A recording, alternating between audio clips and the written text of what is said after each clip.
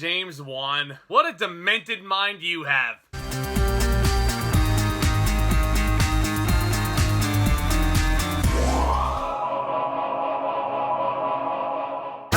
Guys, my name is Zack, and I love discussing cinema and all things entertainment. And as always, guys, I really do appreciate you stopping by the channel today. I really hope you enjoy your stay, because this time around, we're taking a look at Malignant, the brand new venture into the spooky genre from one director, James Wan, after his brief foray into the DCEU with Aquaman. And now he's going back to what made him famous in the first place, the psychological horror film. Paralyzed by fear from shocking visions, a woman's torment worsens as she discovers her waking dreams are terrifying realities. And honestly, if I were to be less vague about this plot synopsis, that would be doing you all a disservice. Especially those of you who haven't had the chance to see this yet, because I went into Malignant really not expecting a whole lot. And my buddy Jacob Hubbard and I both noticed that the advertisements for this film are slim to none. Like literally, if you've been to a theater any time over the past month, you've barely seen a trailer for this film. It just feels like it's been hidden on the shelf. And honestly, guys,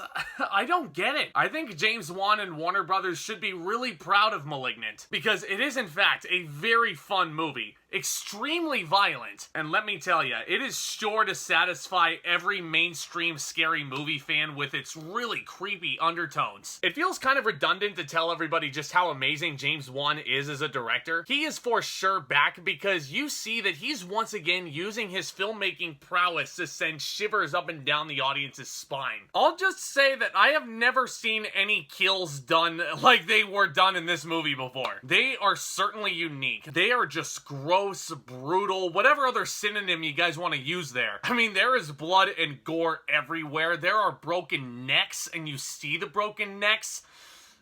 God! It was just so great. Now, I have actually seen a few friends on Twitter criticize this movie for not really knowing what it wanted to be. It was mainly a complaint about the action elements to Malignant. And therefore, because of the action scenes, according to them, Malignant has no idea what it wants to be. And I kind of see where they're coming from in that regard, but I gotta be honest, I cannot disagree more. There's a couple of chase scenes in here going through underground Seattle specifically that are just heart-pounding. They are so exciting to watch. There's one fight scene that takes place in a prison cell.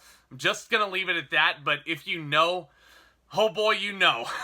I'm never gonna forget the prison cell fight. It is without a doubt my favorite scene in the whole film. It is so satisfyingly gruesome. And I gotta admit, Malignant is up there with Candyman in regards to the best shot horror movies of 2021. The cinematography here by Michael Burgess is dizzyingly staggering. There's one long take which we see the character of Madison, played by Annabelle Wallis, running through her house. And while I'm on the topic of Annabelle Wallis, she is excellent in this movie, by the way. This is an extremely emotional and layered performance. Wallis truly understands every single character beat here. You not only feel sorry for her, but then she becomes supremely badass in her own right. She is a very strong female lead, and I welcome that, especially in new scary films. But getting back to that shot of her running throughout her house, you'll see that it's all done in the bird's eye view. And if you've seen the trailer, you've seen this shot that I'm talking about. So I don't necessarily think this is spoiling anything, but I will say that that was a very unique perspective for a thrill scene, and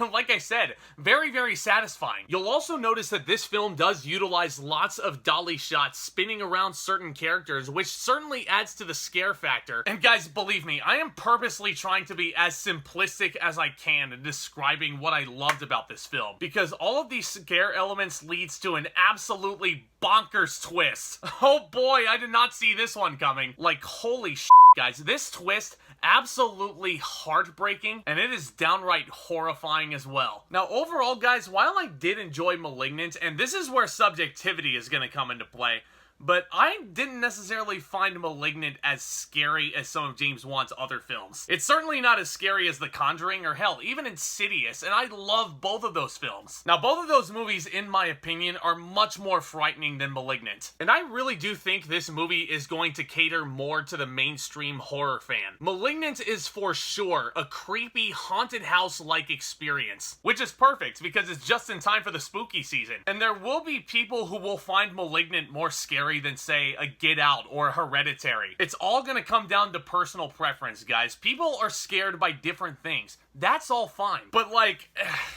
how do I want to put this? You guys probably remember the first Scream film, right? It's a damn fun film, yes? And I really do credit Scream for introducing me to the scary genre and opening up this whole new realm of possibilities for me. It was the first ever scary movie night that my dad hosted with my little brother and I when I was growing up. So I really gotta commend Scream for how much it influenced me personally. But is Scream really all that scary? In my opinion, on subsequent rewatches, I don't think so. The reason why I'm bringing this up is that I would put Malignant in a similar camp as Scream, because literally this movie can be extremely campy sometimes. And this unfortunately does lead to a pretty inconsistent film tonally. Don't get me wrong, there are some truly haunting sequences, especially towards the beginning and the end of this film, that deal with very real and traumatic family conflict. This is the kind of thing I was wanting throughout the entire film. But this does in fact lead to my biggest issue with Malignant: this screenplay. Now, as I've alluded to, I think the themes where it explores these estranged family members coming back for some revenge, these are all some really juicy themes and messages to explore. But that also means that there is a huge opportunity here with a thematic piece to really leave a lot of things up to the audience's interpretation. Let's just say that Malignant does not do this at all. This script really frustrated me. It is so on the nose with every single piece of dialogue. After about an hour, it kind of drove me insane. I really do think that there was a huge missed opportunity for the story heads to add some more ambiguity to the proceedings. And I think if this element was added, Malignant easily shoots up to instant classic tier right away. Because as I've alluded to, and I'm smiling throughout this review because I really did enjoy Malignant. I can't wait to check it out again, and I'm gonna give this movie a B-. This is certainly gonna be one of the most interesting and polarizing films all year. Because believe it or not, some of my friends came out of this theater loathing this one. I for one didn't. I had a really fun time with Malignant. It is definitely a solid return to form for a man who is for sure back.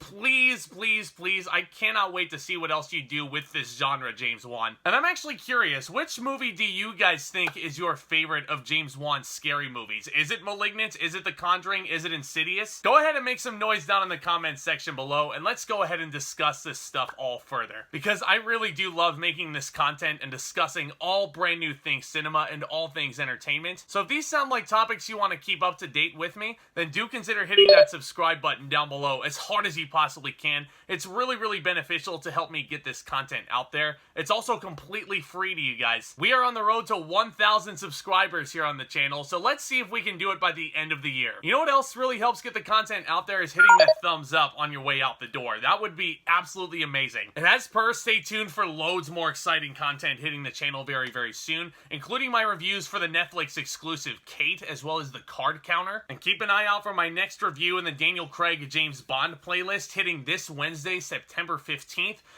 Oh shit, we're looking at Quantum of Solace. That should be fun, shouldn't it? But all jokes aside, you guys are the best, and I really do thank you all so much for your support of the channel up to this point. It really does mean the world. And with all that being said, back talk, commence!